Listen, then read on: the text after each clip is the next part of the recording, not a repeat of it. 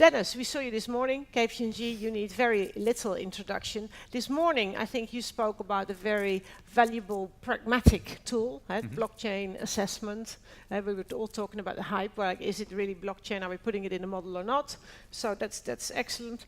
Now you're going to take us through one of the other headaches, really, in the financial services and other industries, KYC and onboarding. It's still incredibly manual, and it's one of the most frustrating aspects of our industry for both the customer and the staff. Don't forget how painful it is if you're a private bank and you want to focus on giving the best advice to your customers, and all 70% of their time they're busy doing either KYC or updating it or checking it with compliance.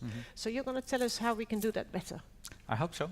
I hope so too. Okay. The floor is yours. Thanks a lot.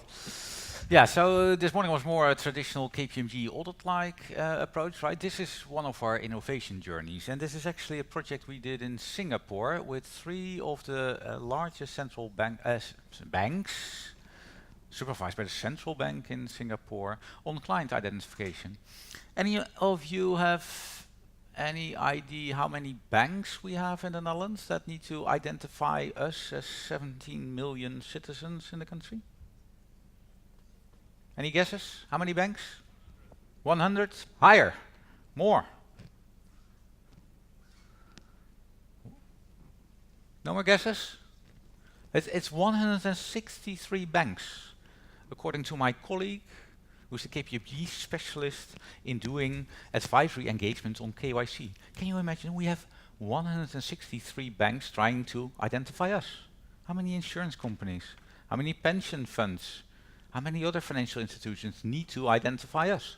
And they all have their own separate process, don't they? This is actually an alternative view on that. So this is a study from KPMG in Singapore with support of the Singapore Monetary Authority, looking at this client identification process, which fundamentally consists of 3 phases for banks, right? So you have the customer onboarding, so your nice copy of the DNB just in time. So we have the customer onboarding side, which is obviously a headache, as already mentioned by Connie a second ago.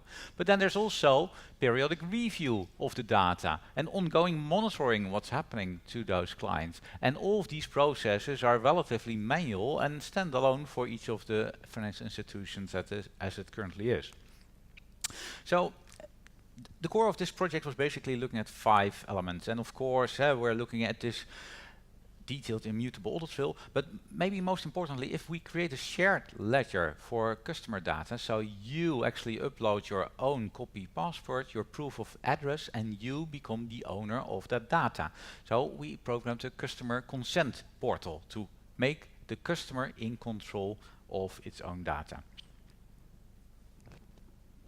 So obviously, for financial institutions that significantly reduces their operational effort, their customers become the owner of their own data. But think about the regulator as well, right? The regulator doesn't have any view rights in the current financial systems of the banks. It's only indirect. They could actually have a view function in a shared ledger. And to not further bother you with theory on this, let's have a look at a few of the screens developed in here. So here is the query system, and this is based on the Singapore equivalent of what we call the burgerservice number in the Netherlands, right? Your personal identification number that the government uses to identify yourself. So in this case, the client is actually in the shared ledger, and now a one-time password is being sent from the bank that actually wants to access this client data to the client. So the client needs to give consent to the bank on his phone to actually access his data. Now in this case, the client accepts, and there's 2 documents appearing right now. Customer ID card, proof of address, but this can be any kind of documentation that you would provide in the current situation as well to a bank to actually identify yourself. This is a really important part, right? Because the part that you might not see, but the bank really concentrates on, is actually doing the risk rating on you as a private individual. So is there any bad news on you? Is there any reason not to work with you guys? What's very fundamental here is that each of the banks in this project is able to assess its own risk rating to this client without being aware of the risk rating that other banks gave to the same client. So there are strict authorizations in the system. The client can only see its own data, but the banks can only see the data that they've been granted access for by the client, and they can see their own additions to the data, like any risky elements there. So in this case, the bank actually assigns a medium risk rating to the client. And of course, these are all transactions stored on a blockchain, right? So this is the view that the client could take of any action on his identity number taken by any of the banks out there. Complete transparency of all of the actions taken.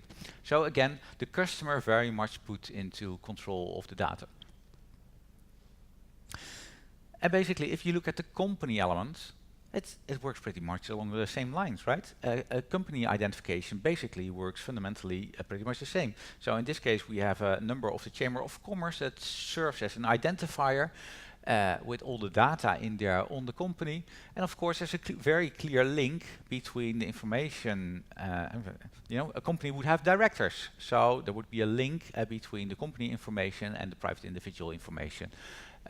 So any directors, shareholders, or ultimate beneficial owners, as we like to call them in the financial world, would be logged in very much the same way. It's as simple as that. And it raises very, very simple questions. I'm going to ask you the same question.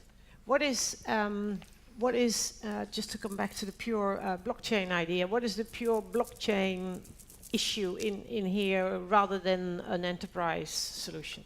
So basically creating an industry utility where the client is in control of its own data. Okay. I think blockchain technology is probably the best way to currently do that. Yeah. But it also said, I think there's two values in blockchain. There's the technology, but there's also rethinking our current world, right? I mean, why on earth do we live in a world where we have 30,000 retail banks with all of their own versions of a payments account or a savings account? Yeah. I mean, the craziness of our current world, that's something we need to understand.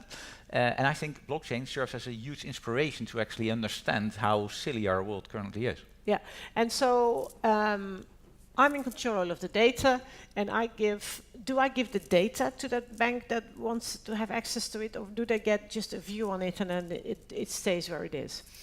My understanding is that you give access to the data for as long as you give access to the specific bank. Okay. Again, what I found very interesting, 3 weeks ago I was at Consensus, the biggest blockchain conference in the world, as you know, and Microsoft was actually explaining their view on global digital identity. And that's quite interesting, right? How many of you don't have a Microsoft account, don't have a Windows account, don't have a corporate account, are not on LinkedIn or Skype? I mean, they have 1 billion of digital identities. And they see GDPR as a key driver for actually making digital identity happen. The whole idea that customers should be in control of their own data is fundamentally inspirational. And I think blockchain technology is a great way to actually make that happen. Yeah. Well, our neighbors south of the border are working on this as well. I read that in Belgium, the larger banks are collaborating on KYC on the blockchain. And if I'm not mistaken, I think it's the Interbank, the Isabel Identity Group that's doing that. But they will correct me if I'm wrong. But let's be honest, I mean, we're in the same crazy situation in multiple countries, right? Yeah. I've read another article about Scandinavia as well. Yeah. I think the key thing also for the Netherlands is to create awareness here and try to see what we can do here. We know that the Dutch Blockchain Coalition is also working on self-sovereign identity. This is another experiment to show how this can be done. Yeah. We're working on another government in the Middle East to actually implement this as well. This makes so much sense. Again, we really need to No, that's good, because then there's a market. Yeah, sure. And I always say that with competitors. Competitors is great because it means you have a market. Here's another question. And at the beginning of the year, I ran a GDPR conference and we were all prepping for it. And one of the big things, of course, is that the right to be forgotten, the right to raise data. Sure. And so a lot of people now say, well, this is in pure contradiction with the DNA of the blockchain. Mm-hmm. So GDPR, blockchain, there are even people who go as far as to say, if you invest in a blockchain data initiative, you're investing in something non-compliant. How are you addressing that, or what is your view on it? I think it's all about the right storage of data in a blockchain, right? And whether you store the data itself on a blockchain or whether you store pointers to the data in a blockchain. I mean, we all like to use the B word quite a lot, right? Whereas in the corporate world, I think just the concept of, why on earth do we all have our separate standalone databases? Why didn't we move to shared databases a pretty long time ago? I have to admit, you're a fintech girl, right? I love this whole Alipay story and WeChat story because there's one industry platform for an entire country of 1 billion people, right? And it just raises the very simple question: why on earth do we have 6,000 to 7,000 banks in Europe with their all separate systems?